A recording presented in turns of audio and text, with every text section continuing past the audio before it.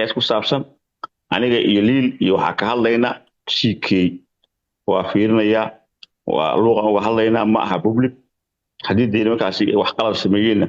iyo gartooda qaadan doonaan marka arrimaha isku qoseeyaan annaga arrintan ka shaqeeyeen waxay ahayd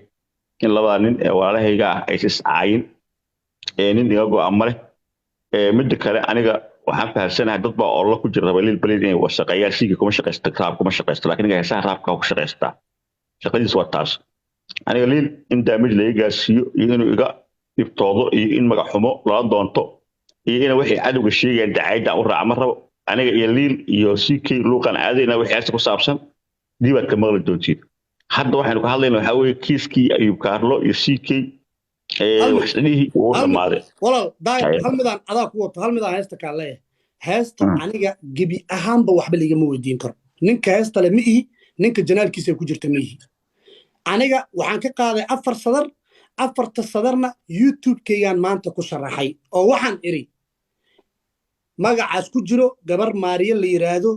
waxataa dirisla maanta reaction ka soo bixiyay dirisla markuu uu ck reaction ka bixinayo ma wanaag u sameeyaa waa maya laakiin runtuu soo sheegay gabar maariya la yiraahdo jirto maariish waddanka degan ayadaana heesta inta aniga aqaaday magaceedu uu ku jiray so heesta ani malihi janaalka ay ku jirto janaalkayga maaha erayada malihi laxanka malihi ninba iskale heesta markii ay noqoto in laga hadlo liil baliil baa la weydiinayaa sababta ck aragtay janaalkiisana heesta kuma jirto asagana ma leh ilaa hadda waa la yaabana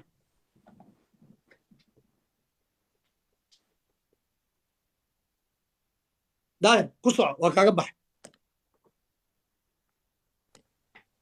kow su-aashkood yaa daahir ck daayiro sorry adaa waa degadaata codkayga ck ma maqashaa haddaan ku maqlaa hadda ku soco haddaan ku maqlaa wax macluumaad ma ka haysaa heesta iyo sameeyadeed war daahir su'aal fiican aad weydiisay maanta aniga youtube-ka waxaan soo geliyey heesta waxaa iskale liil baliil album buu sameynayaa weli heesta ma dhammaanin heesta hees dhammaatay maaha way socotaa xitaa album buu sameynayey maadaama uu waddankayga imaaday saaxiibkay uu yahay aan isla soo ceeshnay wuu ii wacay waa u tegey caasimaddaa ugu tegey vienna stuudiyaha meesha ku yaalay gabadha maariya la leeyahay meeshaas kula kulmay liil baliil meeshaas la joogeen markii aan meesha tegeyna liil baliil heesuu sameynayey oo heestaan iga tusay heestaana ila gelaysaa uu yidhi intuu aniga ii dhiibay magacaas markaa ku arkayna yacni waxaa la yidhi beenlow nin dhintay iyo nin dheeru markhaati ka dhigtaa qofta magaca laheyd waaba tan ku ag fadhisaa la yidhiba oo waa tii maanta dirislo uu reaction ka soo bixinaya uu sheegayay uu dhahay waddankaanay degan tahay sidaa awgeed liil baliil asagaa la weydiinayaa heesta maadaamay janaalkiisa ku jirto erayada iyo laxankaba asaga uu wato taa aniga mid la i weydiinayo horta ma raaga hadda sheegaa waana kaaga baxay daaya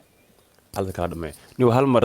ck oo muhiim ah u nahay soo daahir absuur abu hal mar raaga beer nin oday waa hal mar niw soo saar raago ck raaga beer muhiim marka adiga heesta adiga wax ka qaaday mise waxba kama qaadin heesta aniga waa ka qaaday inta aan qaaday erayada ku jirana waa sharaxay oo youtube-kayga maanta kusoo sharaxay marka adiga mrs wall iyo kuma jiraan meesha iyo walax iyo kuma jiraan qaybtaada